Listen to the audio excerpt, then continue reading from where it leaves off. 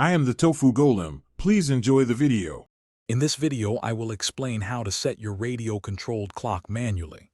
First, find the manual set button, usually on the back or side, often labeled Set or Manual.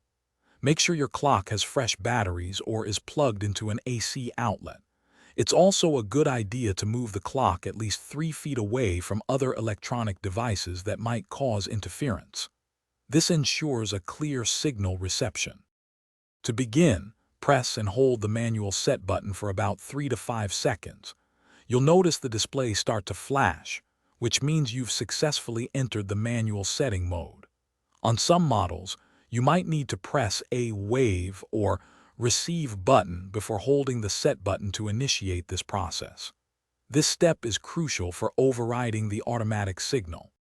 Once in manual mode, use the up or down buttons to adjust the hours, minutes, and sometimes the date. After setting each segment, press the Set button again to confirm your selection and advance to the next adjustable field. Don't forget to set your correct time zone if your particular clock model provides that specific option.